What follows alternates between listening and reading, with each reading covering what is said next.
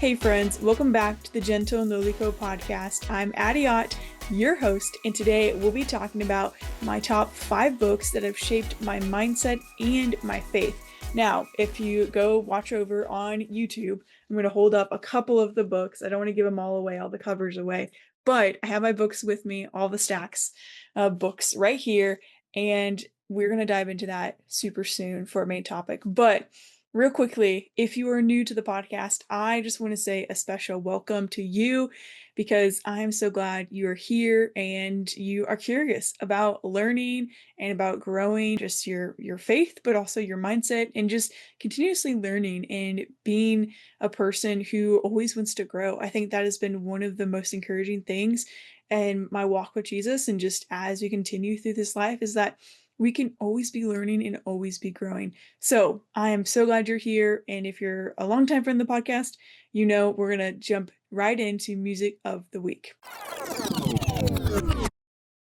So my first song for music of the week is What I Was Made For by Rend Collective. Now, I got to see Rend Collective live earlier this year with a couple friends. Shout out to Ellie and Emma. Oh my gosh, that concert was so much fun. I mean, their stuff is always so good when you see them live. So I've just kind of had like their folk albums like on repeat, but this one song I keep coming back to, What I Was Made For.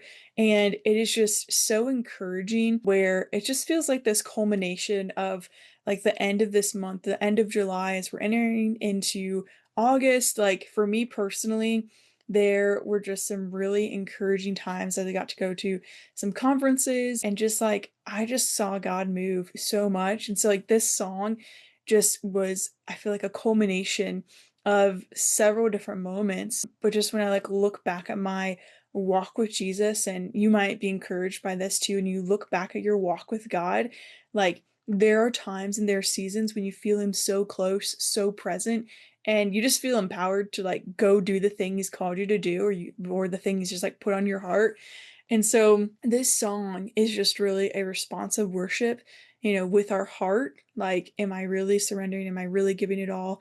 But then also in our lives, like, what does it look like to live our lives as worship? And so it just like it kind of begs that question, like, what are you made for? And to ponder that and to explore that with Jesus, and then within the song kind of answer it like, this is what I was made for, to give you worship and to give you praise, right? So it just was really encouraging because just getting to be together with some other Christian women and like sing worship, and we all need that, but you just get to see the kingdom of God like right in front of you. And so this song has been one I've kind of gone back to quite a bit. And then these other two, it's really interesting. They kind of pair really well together. So I didn't really realize this until I was like, wait a minute, let me go re-listen to them to make sure I was right. And so the first one, I guess second one, is God Shows Up by Olivia Lane, and then Breakdown by Andrew Ripp. And so both of these, they're different styles of songs, but the Breakdown one by Andrew, that one is like it's probably so familiar where it's like, this is not a breakdown, it's a breakthrough. And then it goes to kind of the chorus or like the anthem of like, okay, it's a breakthrough. So what does that actually mean? And then even with God Shows Up by Olivia, it kind of is talking about like the gift of our limitations, and the reality is like sometimes when we feel the weakest and we feel like we can't bear the load we've been given or the burdens sometimes of life, or we just feel weak in a certain area of our life. And it just is this reminder that that is where in our weakness and true surrender is where God shows up in his strength. And it is just so evident in our lives. And so both of those songs have that theme kind of woven throughout both of them. And it's so encouraging. So if you just need some encouragement of like, man, it's not like a bad day. It's not the best day ever, but you're like, wait a minute, do I need to refocus and remind myself of like, God is with me in this?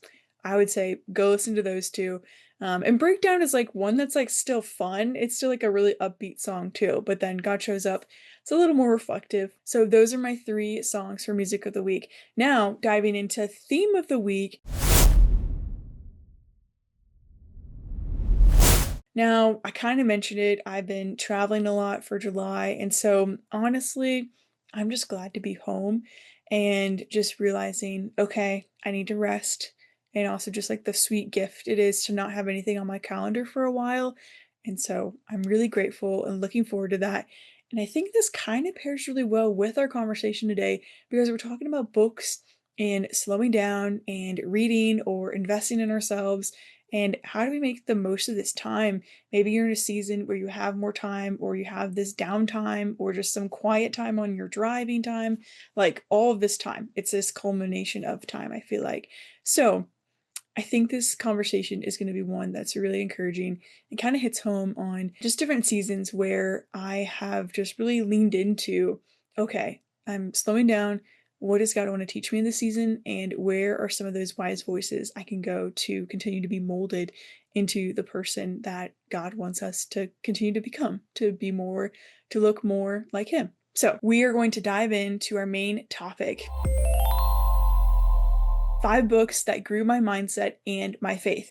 So, just as a disclaimer, this is really fun for me, but the disclaimer is that these books, not all of them are just Christian living or Christian nonfiction books. So, I say that, they all have shaped my mindset in different ways, but also my faith as well. But even if they're like business or just like more strategic books towards the end, even if they are more of those strategic books or there's a kind of intertwined. I think there's so much we can do with like the unique gifts God has given us. So if you're wired for marketing or communications or strategy or just even looking and examining your life and looking at all these different domains, it's a little bit of a foreshadowing. I think there is such a helpful encouragement of just to grow our mindset and to continue like asking the Lord, okay, like, what do you want to teach me? And that's kind of what I'm talking about. So, just a disclaimer that they're all not all Christian living, books, but the first like two or three are. So, the first one, this probably will come to no surprise, but this first one is The Ruthless Elimination of Hurry by John Mark Comer. This book, it's kind of thick, if you're on YouTube, you can see it's a thicker book. I mean, it's a hefty read, like I would say you won't actually like really take your time to digest what John Mark wants is gonna like, what John Mark is gonna share and really bring you through this process. But this book was one of like the first earlier introductions for me to Sabbath, to rest, to slowing down. And I love that he puts in all of this like scientific data or even just looking back, like, I don't know how many years, and you just look at history. How did people live? What was the normal sleep average and what was the normal work week, and kind of combating some of these lies that we probably begun to believe of like, oh, we just have to do more, and really going against this hurry or hustle culture. So if you didn't know, there was another book that released very similarly around this time, and it's by Jefferson Bethke, To Hell with the Hustle. You might be more familiar with this book, honestly. And so Jefferson or Jeff, this book is so good. And it's a little more digestible, I would say, because it's thinner, a little simpler in some ways. It doesn't maybe go into so much of like the history and really like this deep, more analytical side that John Mark does, I think. But they like complement each other so well. I mean, they're both red. I mean, they're both like hurry and hustle, like anti that, like slowing down, embracing the rhythms and the slowness and the pace that is natural, that we look to Jesus and how did he live? How did he walk with people? How did he sit with people? But the thing that was most helpful for me is in addition to reading The Ruthless Elimination of Hurry and To Hell with the Hustle, I read them at different times, but really leaned into this one a bit more, the language and kind of the themes around it. But they did this mini series podcast where it's like a standalone podcast of 10 episodes, and they unpacked like one topic per episode. So then unpacked hurry, hustle, like solitude, just different themes that were kind of interwoven throughout both of their books. And listening to those podcasts were so beneficial for me personally, where it really helped just give, I feel like, just normal language of how do we actually bring this into daily conversations in our daily lives. And so that podcast series, 10 episodes, maybe 30 minutes for each episode around there. But I do have a fun story with The Ruthless Elimination of Hurry. I am a slower reader, just more naturally, just taking my time, just wanting to go through everything. I'm not just gonna read something really fast because I don't think we process it. We just sometimes go super fast through it. And so I really like to sit with what I'm reading. And I didn't really have a lot of time to read. I realized I was really busy. I was in this season of just being just filled with the next thing to the next thing to the next thing, whether it be my calendar, appointments, meetings, or even just things after work, within work. And it just was hard to find time and space. And so, what I would do, believe it or not, is I think it's so hard to do this still too today, but is actually going outside during my lunch break, eating my lunch, eating my sandwich with like a Coke, and reading like however much I could read within like the 30 minutes or 45 minutes that I had. And it was slow. Like this book is hefty. It like John Mark, he uses a lot of language that you just need to take your time to really understand kind of the core theme of what he's getting at, what he's really trying to unravel or uncover. He brings you along this really great way, but it is a slow process. Even as I'm saying this, I think that's kind of the beauty of this book is that Ruthless Elimination of Hurry is like taking our time to read something and slowing down and not feeling that we have to put all this pressure on ourselves. So I at first usually I like to be like, oh, I can do, a chapter in 30 minutes or an hour. Like, okay, let me get through something and actually have like a finish line or something I want to accomplish within that time. But for this book, I was just like, I'm gonna go out to eat my lunch, get into this rhythm, get outside, and whatever I read, whatever I get done, it's what I get done. And I really think that helped me take the ideas that John Mark was expounding upon and really helped me really like think critically through each one of those. So I cannot recommend this book enough, but all of this language that I talk about, slowing down, leaning into rhythms and Sabbath and rest, it definitely has been paired, been something that's come from this book, and it's been such a helpful tool for me. And of course, to hell with the hustle as well. So these two books, oh my goodness, so so good. But I put them as one because I felt like I was learning side by side together. So that's our first one, kind of two, but first one. And then our second one, I realized I do not have the actual book for this one, but it's Dream Big by Bob Goff. I listened to this as an audiobook. So I have the audiobook, but I don't have the physical book, probably should at one point. But it's really fun when an author actually narrates their own book because you get to see the different nuances and the inflections that they share of like, oh wait, this is really important. Like, don't forget about this. And I felt like it just was like a pep talk that everyone needs, especially if you have ever dreamed about being an entrepreneur or if you're just naturally more visionary and you're like, wait, I feel like God has put some of these like big dreams on my heart. And it's like, is it bad to dream big? Like, is it? I don't know. Sometimes if you are in a small town, like I didn't totally grow up in a small town, but now I'm living in a small town. Sometimes you can feel like you're the only person who's dreaming big like this for God. That's not true because there are a lot of other people like you right around you, but I think we all need a friend like that to encourage us and to remind us of different stories of God's faithfulness. And so Bob does this great way of just like walking us through different stories of God's faithfulness in his life and evidence of that, of when he continued just to say yes to God. But, he didn't know the yeses that were to come when he said maybe this initial yes. But the whole point of, I feel like, his book is to not limit ourselves to sometimes the limitations we put on ourselves of, well, there's financial restraint, or there's just this time, or I'm too young, I'm too old, I'm not in a good season to do this. And there's discernment and all of those things, of course, absolutely. But it just was so encouraging to be reminded of don't ignore just these things that God is pressing and putting on your heart.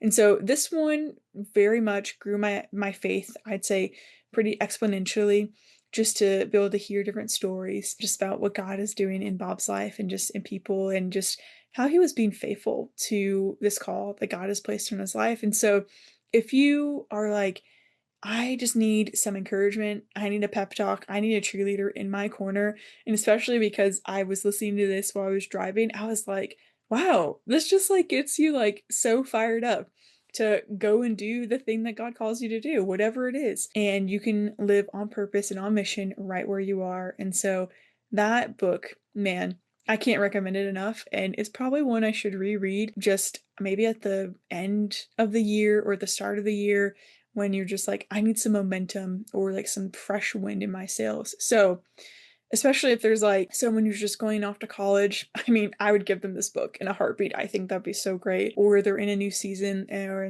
they're in a season that was undecided for them, or they don't know what's next, or they're searching for what's next, give them this book. I think so. Dream Big by Bob Goff. Okay, number 4. This book, oh my gosh, I love it so much.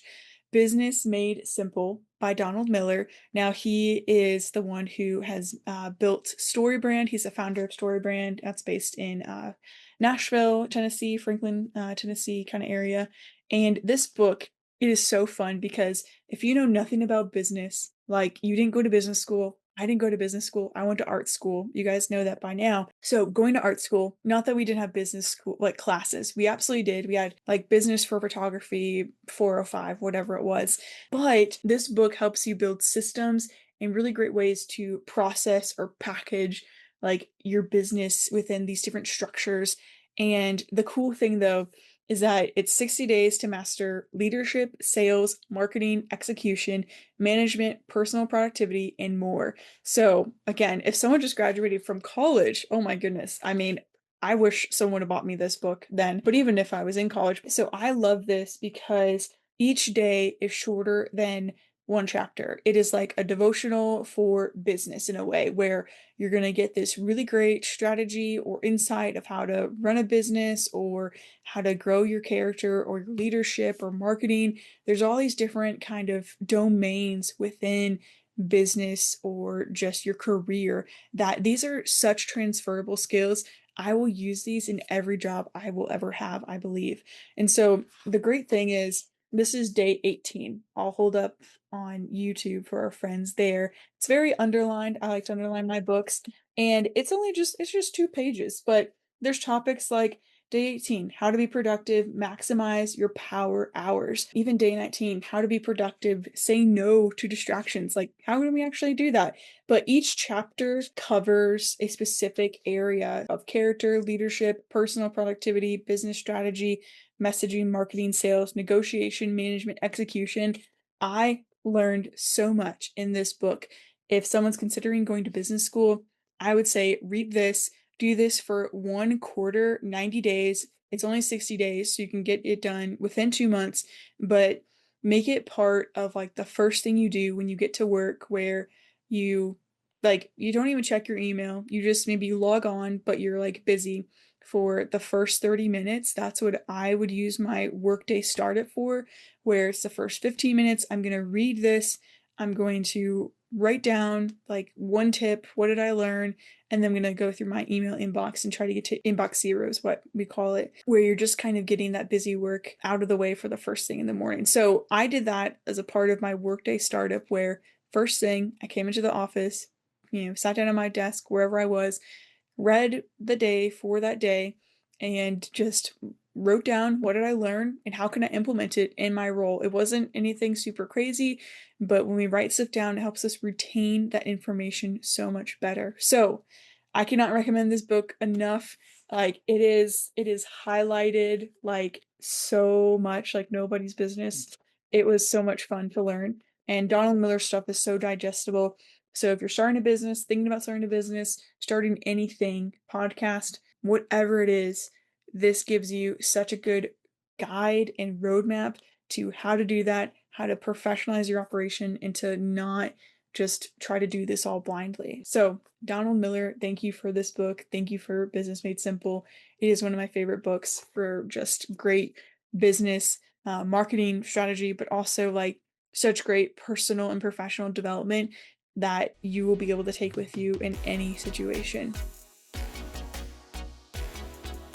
Our last book that was really kind of game changing or life changing for me, that really grew my mindset to think more future forward, if you will. Now, this book, I think, you're not too young to actually apply the lessons in this book, but it's going to require a lot of time and commitment to actually do what Michael and Daniel say. So this book is called Living Forward by Michael Hyatt and Daniel Harkavy. So it is a proven plan to stop drifting and get the life you want. Now, at first you're like, wait a minute, what is this kind of book, Addie, right? It has a clock on it, living forward. What does that actually mean? And so this book for me was so helpful. I listened to it first as an audiobook, then I bought the book because I was like, wait a minute, I need to have this in my library, like physically to be able to look at everything.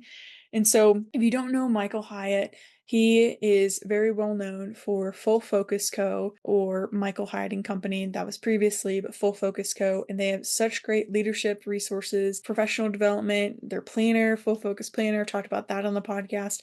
Love their resources so much. And I'm really thankful I got introduced to them at an earlier age, kind of mid college, and that was a game changer. Their planner, that even the workday startup, workday shutdown, kind of what I mentioned, that is something that's a part of their planner structure or workflow, if you will. And so there have been so many good things that I already was just like kind of retaining and growing from them. And so when I was listening to it, I didn't totally know it was all about life planning and really casting vision and like living future forward thinking, where the things we do today are going to impact what we do in 5 years or even 1 year. And sometimes, like, we can get to the end of the year. We're in August now. Like, it's going to be December before we know it, which is wild. Like, the year is not totally done, but we are more than halfway through the year. And sometimes, like more often than not, especially when I was growing up, but like after college and things, you're like, wait a minute, what did I do this year? What did I accomplish? Like, what was the culmination of this year? Or did I actually get anything done that I wanted to do? Like, we all set these lofty goals in the beginning of the year. How do we actually execute them? But also, what would my life look like at the healthiest version of who God has created me to be in all these different life domains? So, whether that's your family, your health, your friendships, your personal relationships, your relationship with God. What does your life look like lived on mission, on purpose, and where all of those life domains, vocational, professional, all of those things, financial, all of them, right? What does it look like to be living and operating at the healthiest version? Like, what does God put in you where He wants to see you maximize that potential in a way that is healthy, a way that is sustainable, in a way that also honors like your own time, but also honors the people around you. And like you get to show up for them and they show up for you. And so there is a lot of work where you go through this book at the end where it'll take you step by step of how to make a life plan. So Michael and Daniel, they do such a great job where you write out, okay, there's this life domain, there's this one, and you think about like your past, you look at your life, what have you done? And it's like, wait a minute, okay, this is good to like look at your patterns, look at the themes of your life, the story that God is writing. But what are some of those things that you want to do, but you don't want them to like be put on the back burner? Like, don't forget about them. So they help you look at all these different life domains, really assess them, assess your health level in all of them, but then also they help you cast vision for what would this look like at the healthiest version of my life in this domain of my family. Like, what are those, each of those relationships? So with my mom, with my dad, with my brother, like I went through each one of those, and even with like my business, with my podcast, with my social media presence, with my friends.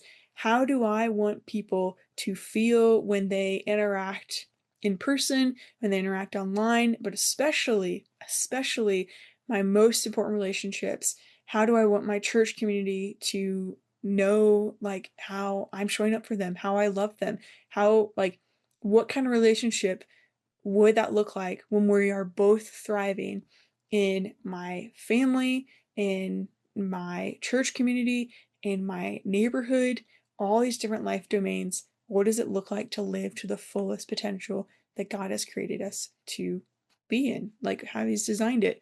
And so, of course, within limitations, like how do we also rest and live well within all those things? And so I did this. I went through this and actually did a life plan, and it requires like more upkeep in a way where you have to continuously be like, wait, what am I doing?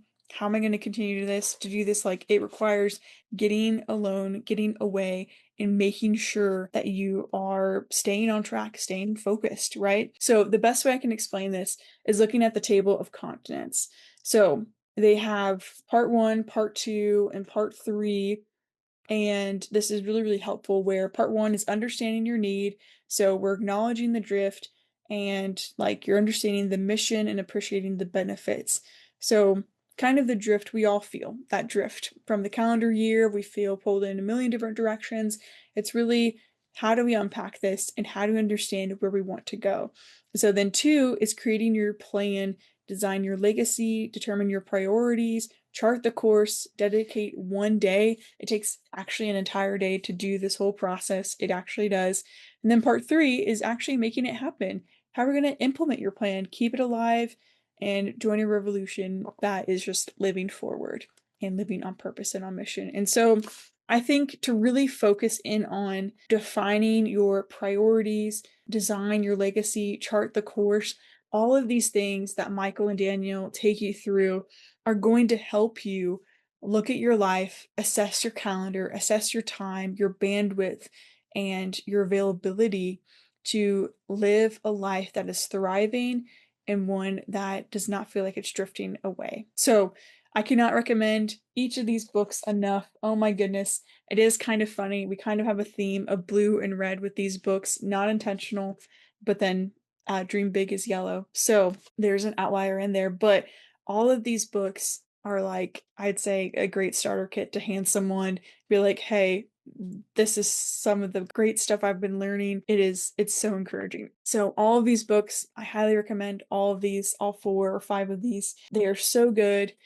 But also, each one of them is going to have like a specific time and specific time commitment. Of course, they all will. But the fact that I was reading these books in 2018, 2019, well, yeah, probably around 2019, 2020, just 5 or 6 years ago. And the fact that I'm still talking about them today, it is so integrated into, I feel like, my conversations and the way that I am trying to design and live my life with Jesus is wild. And so there are very few books, I believe, that do that, that have a clear message that can communicate it well, but also can really like change or restructure your life. And the most encouraging thing is that we just look to the rhythms and the paces of Jesus. How did he live? How did he walk? And what encouragement can we like see and take from that? There's so much encouragement from that. And so I really appreciate each author and their unique perspective and their unique stories, things that they share in each one of those books, because they like get down to our level of like saying, hey, here's this pain point, here's this frustration. Like, do you want to have a life on mission? Do you want to combat hustle or hurry culture? Do you want to live a slower and more fulfilled and deep, meaningful life that looks more like Jesus, right? Or do you even want to try and find solutions in your business that will serve people? Like, that is the mission and the purpose of why we start businesses, is to bring a solution to this problem that people are asking, and it's out of service that we are able to provide clarity and on-ramps that will be able to bring them a solution to that problem. And so there's so much in all of those books, and yeah, I could talk about them for way too long, but just as a reminder, if you've stuck with me all the way towards the end, it is the A Ruthless Elimination of Hurry by John Mark Comer, paired with To Hell with the Hustle by Jefferson Bethke, or Jeff Bethke, Dream Big with Bob Goff, Business Made Simple by Donald Miller, founder of StoryBrand, and Living Forward by Michael Hyatt and Daniel Harkavy. So, friends, for our final thoughts, I know I said 5 books, and that's kind of 5, but 4 when you think about the topics and the structures. So if you have stayed with me all the way to the end of this conversation, I am just so thankful for you that you are serious about wanting to learn and wanting to grow and continuously improve your character, your leadership, and even your personal and professional growth. What at any age, whatever season you are in, I believe that is one of the most valuable mindsets that we can continue to have as we go through each and every day. So, friends, if you're looking for a way to continue your own personal growth, I'd be honored if you would consider my book, Fellowship Over Followers. In Fellowship Over Followers, you'll discover peace in finding authentic community in a hurried world of comparison. So, all of the books that I have mentioned in this conversation, I love them so much. They are so helpful, they're so encouraging. However, one of the things that can entrap us in all of these things, whether we want to slow down, live a life of faithfulness, and live a life of quiet, and living a life of slowness, or dreaming big with God and having these big dreams and doing the things He's called us to do, or whether it's business encouragement or just business principles that apply to personal leadership and personal growth and development and business strategy, or all the way to establishing and defining a life plan of living forward and living on purpose and on mission and being the healthiest version of yourself to be able to serve others right around you. All of those things can be so easily distracted by the weight of comparison. It is sneaky. It likes to come in there and say, nope, you can't do that, or look at this, look at that, or always distract us. And so I wrote this book for the younger version of myself to help encourage some younger people, or even if you're like me at times where you need an encouragement of, wait, how do I make friends again? How do I show up for the people who are in my church or who are in my community? How do I continue to extend invitations for connection rather than just seeing those things as opportunities for division? So, my encouragement is, instead of seeing these comparison traps, these limiting beliefs, my heart and my hope is that you will see God's design to truly pursue biblical fellowship as we look through different stories in scripture, and also I share my personal testimony. And if you feel like community is not possible for you, you were not alone, and you're not alone now. But I felt that way from a very early age, and I am so encouraged to see the people that God has brought into my life, and I met them just at the right time. And so, friend, like, community is for you too. And this true fellowship that God calls us to, it is hard, it is holy, and it is so, so good, though. And I really wish someone had told me or just encouraged me, hey, these are some helpful things I've learned along the way. And it is just such an evidence or a testament to God's faithfulness in my life, not of my own doing at all. So I really want to encourage you, if that feels like a season that you're in where you're wrestling or walking through just some limiting beliefs with comparison, or it feels like it just constantly just shows up out of nowhere and you're like, wait, didn't I deal with this already? I think you'll be really encouraged by this book, Fellowship Over Followers. So if you do pick up a copy, please let me know. Let me know how I can be praying for you, how it is encouraging you, and I'd love to hear what God is teaching you through it. So, friends, thank you so much for listening to this conversation.